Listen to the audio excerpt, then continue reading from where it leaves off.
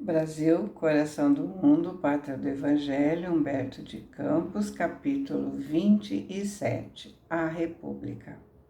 Se apesar de todas as liberdades públicas que desenvolveu, a monarquia era considerada pelos espíritos avançados do Brasil como a última recordação da influência portuguesa, a República era considerada pela comunidade brasileira como a fórmula de governo compatível com a evolução do país e com a posição cultural do seu povo.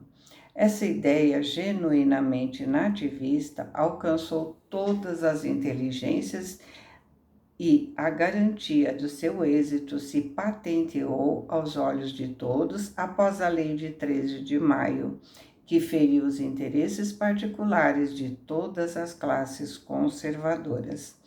Foi por essa razão que os anos de 1888 e 1889 assinalaram os últimos tempos do único império das plagas americanas.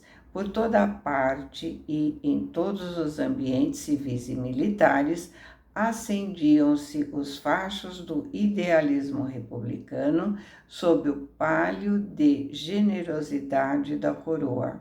No mundo invisível, o Senhor reúne as falanges benditas de Ismael e dos seus dedicados colaboradores, e ali, enquanto as luzes suaves douravam o éter da imensidade que se enfeitava de luminosas flores do jardim do infinito, a sua voz falou como no crepúsculo admirável do sermão da montanha. Irmãos, a pátria do Evangelho atinge agora a sua maioridade coletiva. Profundas transformações assinalarão a sua existência social e política. Uma nação que alcança a sua maioridade e é responsável legítima e direta por todos os atos comuns que pratica no concerto dos povos do planeta. É necessário separarmos agora o organismo político do Brasil dos conselhos, das lembranças permanentes e constantes do mundo espiritual, para que todos os seus empreendimentos sejam devidamente valorizados. À maneira dos indivíduos, as também pátrias têm o direito à mais ampla liberdade de ação, uma vez atingido o plano dos seus raciocínios próprios. Acompanharemos indiretamente o Brasil, onde as sementes do Evangelho foram jorradas a mancheias, a fim de que o seu povo generoso e fraternal possa inscrever mais tarde a sua gloriosa missão espiritual nas mais belas páginas de civilização no livro de ouro dos progressos do mundo.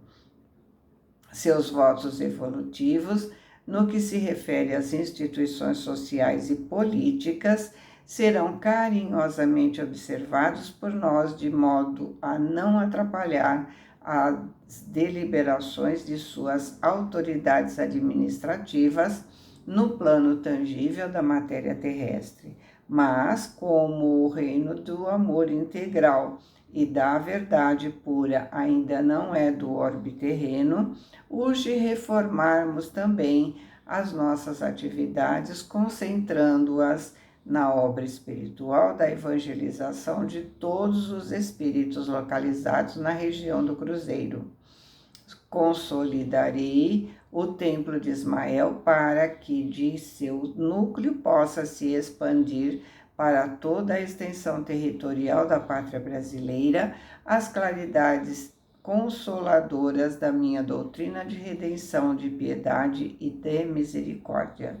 Ensinareis aos meus novos discípulos encarnados a paciência e a serenidade, a humildade e o amor, a paz e a resignação, para que a luta seja vencida pela luz e pela verdade.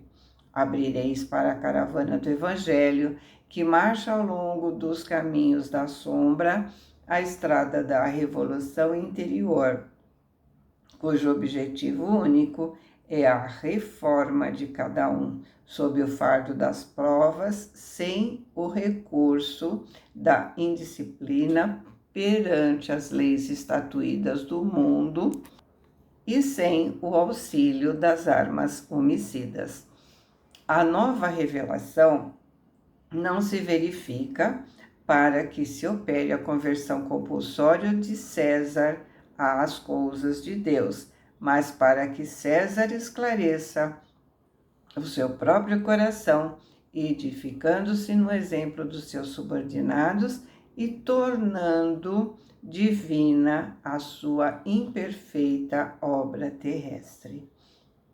Portanto, conduzireis aos meus discípulos encarnados a bandeira da fé e da caridade, com o programa da renúncia e do desprendimento dos bens humanos, dentro dos sagrados imperativos da sua grandiosa missão.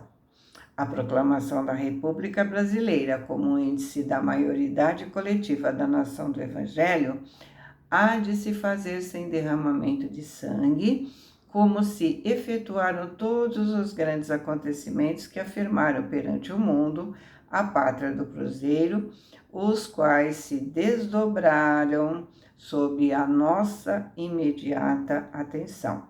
De agora em diante, o Brasil político será entregue à sua própria responsabilidade. Essas transições serão realizadas acima de todos os cultos religiosos, para que todas as conquistas se verifiquem fora de qualquer falha de sectarismo. Certamente os discípulos do Evangelho sofrerão os efeitos dolorosos das tempestades em perspectiva, mas estaremos a postos sustentando o Brasil espiritual, que de agora em diante passará a ser o nosso precioso patrimônio. Articularemos todas as possibilidades e energias em favor do Evangelho no país inteiro, e a obra de Ismael derramará as bênçãos fulgurantes do céu sobre todos os corações, no caminho de todos os felizes e de todos os tristes da terra. Acordemos a alma brasileira para as doces alvoradas desse novo dia. No que diz respeito às instituições humanas, nossos esforços despendidos até agora estão mais ou menos encerrados, mas nos compete em todos os dias do futuro conservar e desenvolver a melhor parte, espiritualizando essas mesmas instituições dentro das grandes finalidades de todos os trabalhos das esferas elevadas do plano espiritual. Bem-aventurados todos os trabalhadores da seara divina da verdade e do amor, pois deles é o reino imortal da suprema aventura. Então, sob as doces determinações do Divino Mestre, as falanges do infinito prepararam o último acontecimento político que se verificaria com o seu amparo direto e que constituiria a proclamação da República. Na vanguarda, todas as grandes cidades do país, com o Rio de Janeiro, se entregam à propaganda aberta das ideias republicanas. Os espíritos mais eminentes do país preparam o grande acontecimento.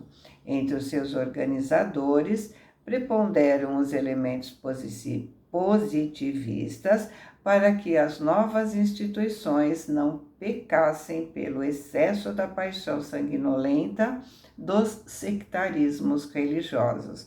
E a 15 de novembro de 1889, com a bandeira do novo regime das mãos de Benjamin Constant, Quintino Bocaiúva, Lopes Trovão, Zerzedelo Correia, Rui Barbosa e toda uma pleiade de inteligências cultas e vigorosas, o Marechal Deodoro da Fonseca inesperadamente proclama a República dos Estados Unidos do Brasil, no Rio de Janeiro. O grande imperador recebe a notícia com amarga surpresa. Deodoro, que era íntimo de seu coração e de sua casa, agora se voltava contra as suas mãos generosas e paternais.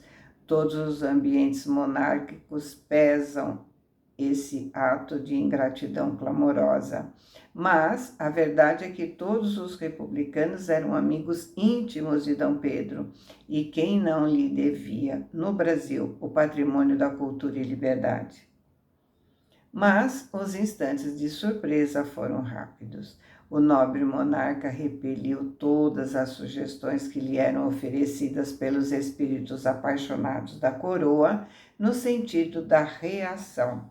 Confortado pelas luzes do alto que o não abandonaram em toda a vida, Dom Pedro II não permitiu que se derramasse uma gota de sangue brasileiro no imprevisto acontecimento. Preparou rapidamente sua retirada com a família imperial para a Europa, obedecendo às imposições dos revolucionários e com lágrima nos olhos rejeita as mais elevadas somas de dinheiro que o Tesouro Nacional lhe oferece para aceitar somente um travesseiro de terra do Brasil, a fim de que o amor da pátria do Cruzeiro santificasse sua morta no seu exílio escuro da saudade e de pranto. Porém, conforme a sua promessa, Jesus já santificou os seus cabelos brancos. Uma doce paciência caracterizou o seu inenarrável martírio moral. O grande imperador se retirou do Brasil, deixando não um império perecível e transitório do mundo, mas uma família ilimitada, que hoje atinge a soma de quase 50 milhões de almas.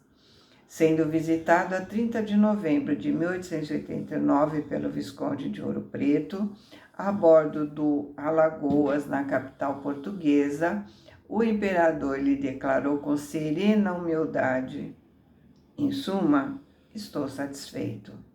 E referindo-se à sua deposição, acrescenta: é a minha carta de alforria. Agora posso ir onde eu quero. Nesses amargurados dias, o generoso velhinho se encontrava nas vésperas do seu regresso à pátria da luz e da imortalidade. No Brasil, iam ser continuadas as suas tradições de amor e de liberdade pelas forças militares, as quais, por sua vez, as entregariam aos grandes presidentes paulistas. Nunca a sua figura de chefe de família brasileira foi esquecida no altar das lembranças da pátria do Evangelho, e não só o Brasil reconheceu a sua inesquecível superioridade espiritual. Múrcio Teixeira nos conta que era ele, cônsul-geral do Brasil na Venezuela, quando chegaram até lá as notícias dos acontecimentos de 15 de novembro, desenrolados no Rio de Janeiro. Ao entrar no Palácio do Governo da República Vizinha, a fim de solicitar o seu exequatur, o Dr. Rojas Poe, eminente político sul-americano, se encaminhou para ele, exclamando: Senhor Cônsul-Geral do Brasil, peça a Deus para que a sua pátria, que tem sido governada durante meio século por um sábio, de agora em diante não seja levada pelo tacão do primeiro ditador que se lhe apresente. E abraçando-o, sensibilizado, concluiu: acabou-se a única monarquia que existia na América, o Império do Brasil.